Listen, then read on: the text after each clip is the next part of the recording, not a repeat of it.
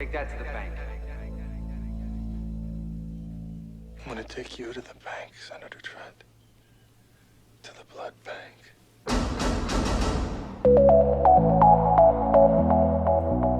Hey everybody, Matty here with Altcoin Buzz. Happy Friday. We are discussing actor Steven Seagal today, who is in hot water with the SEC. We'll get to that in just a second.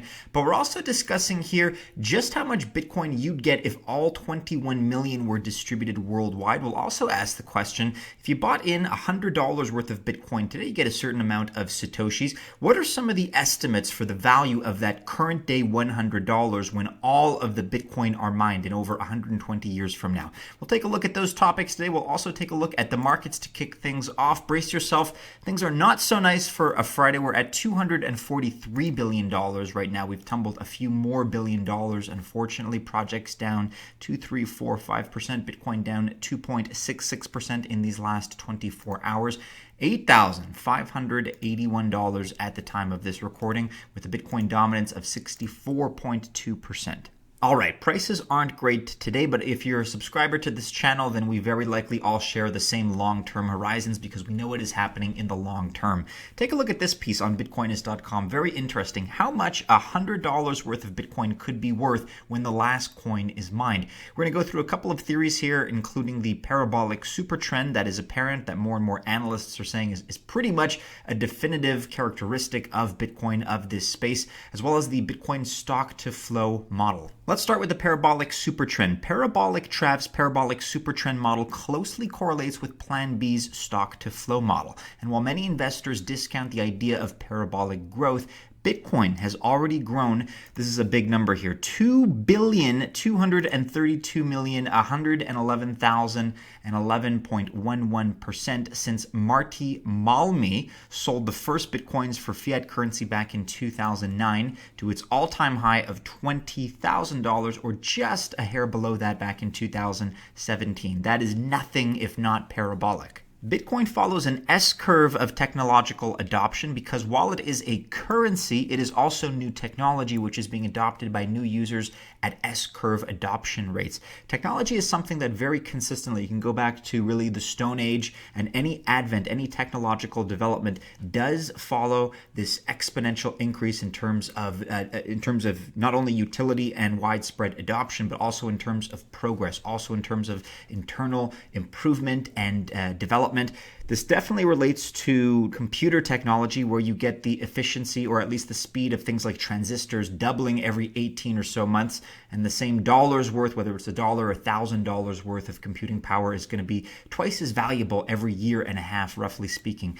Bitcoin is great because it's really at the overlap point, the convergence of those two spaces, technology, but also kind of computer technology in a way, because we do benefit, at least indirectly, from advances in computer technology as well. Stock to flow now is how many years it would take to produce the current total supply of an asset. So gold's stock to flow is 62. In other words, it would take 62 years of mining to produce the current world supply of gold. Plan B's S2F further supports this parabolic growth with the model he provided to show the impact Bitcoin's halvings have on price, and Bitcoin's stock to flow is 25. That's current, but it soon will be halved to a stock to flow of 50, which is much closer to gold's figure. So taking all of these variables together now and considering them collectively, Credit Suisse estimates global household wealth to be about $360 trillion US dollars. If you take this number and you divide it by 21 million Bitcoin, that puts us in a price range of about $17 million per Bitcoin. However, one must also consider that approximately and as much as 4 million Bitcoin have been permanently lost. So let's calculate for 17 million Bitcoin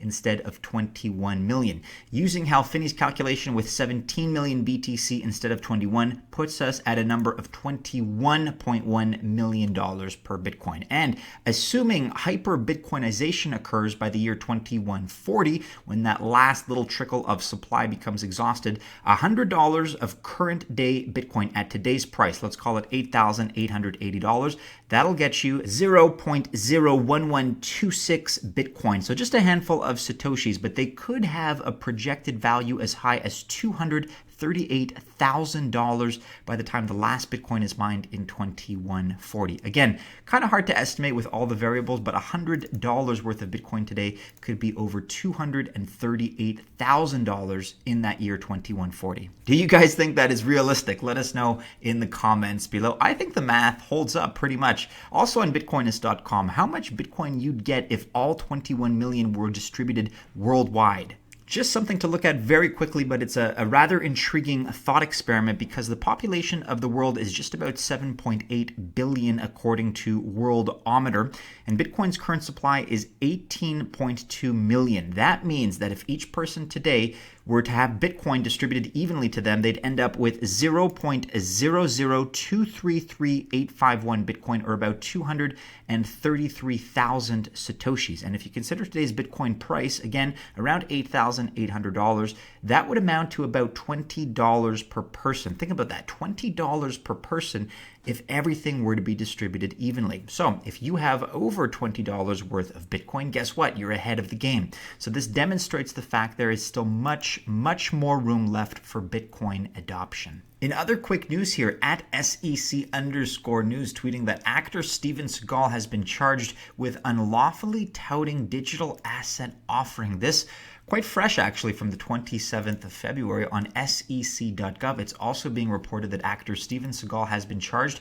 with unlawfully touting digital asset offering. Washington, D.C. has issued this press release. The Securities and Exchange Commission today announced settled charges against actor Steven Seagal for failing to disclose payments he received for promoting an investment in an ICO conducted by Bitcoin 2Gen, B2G. And we have a quote here. These investors were entitled to know about payments Seagal received or was promised to endorse this investment so they could decide whether he may be biased, said Christina Littman, the chief of the SEC Enforcement Division's cyber unit.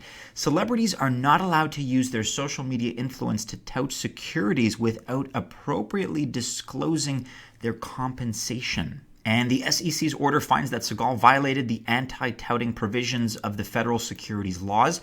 Without admitting or denying the SEC's findings, Seagal agreed to pay $157,000 in disgorgement, which represents his actual promotional payments, plus prejudgment interest and a $157,000 penalty. And in addition, Seagal agreed not to promote any securities, digital or otherwise, for 3 years. And you can read more about that here on CNBC. The settlement of the case is being covered by that platform. Again, Seagal agreed to pay what amounted to $314,000 in disgorgement and penalties for violating anti-touting provisions of federal securities laws in the promotion of Bitcoin 2Gen, which was a cryptocurrency system.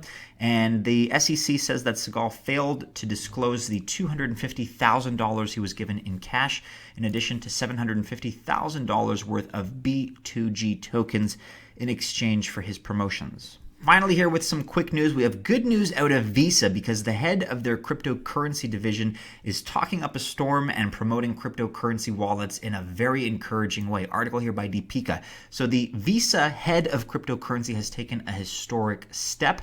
Shouts out to cryptocurrency startups to build crypto wallets using Visa's digital wallet infrastructure. In a recent tweet, Sui Sheffield, head of cryptocurrency at Visa, invited crypto wallets to its fintech fast track program. With this association, the wallets would be able to issue Visa cards to their cryptocurrency users. So he tweeted the following on the 21st of February. Any crypto wallets interested in issuing Visa cards, please apply to our fintech fast track program here. Now, you may be asking why Visa has a head of crypto position at all. You'll have to check out Deepika's full article for the explanation.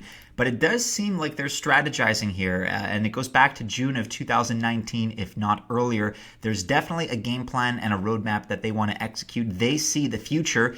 I guess they're just kind of being a little bit more candid about it and coming out quite transparently and discussing it in the open. That is great to see. Of course, there are other cryptocurrency Visa branded cards, and to go through the list very quickly here, in case you're not aware, at number 1 we have BitPay. There is number 2, WireXCrypto.com. We discuss probably the most regularly.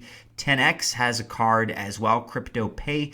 Coinbase has a crypto-branded Visa card, as does Abra at number 8, Blockcard, Spend, Celsius Network, Socios, and I think it's safe to say that others are on the way as well. So one more step towards cryptocurrency adoption and the mainstreaming of this whole really scene and this whole space. I think we're well beyond the years where discussing this was kind of a taboo or was something that companies like Visa didn't want to touch with a 10-foot pole. I think they're openly courting the market. And this is only just the beginning, so very good news, at least in my opinion. And if nothing else, Visa wants to protect their market share. They want to get one step ahead of the competition because this technology, this competition is coming for them. There's no doubt about that. Let us know your thoughts about this in the comments below. But that about wraps it up for today, everybody. Do be sure you're following us on all the regular social media channels and keep checking back into altcoinbuzz.io for all the latest. Go ahead, like, subscribe, share, and hit the bell to receive notifications if you've enjoyed today's video. Tomorrow, on Saturday, we are giving away a Crypto Tag Zeus starter kit. To be eligible for that prize, you got to make sure you're subscribed to Altcoin Buzz on YouTube. You got to like our videos and you got to comment on our videos. Good luck if you enter that contest. Good luck as well if you choose to invest on this Friday. Prices, unfortunately, are down. Not financial advice, but there may be some good deals out there. Either way, everybody, have a great tail end to your week. Happy Friday and TGIF. And as always, we hope to see you again soon in our next video. Take care.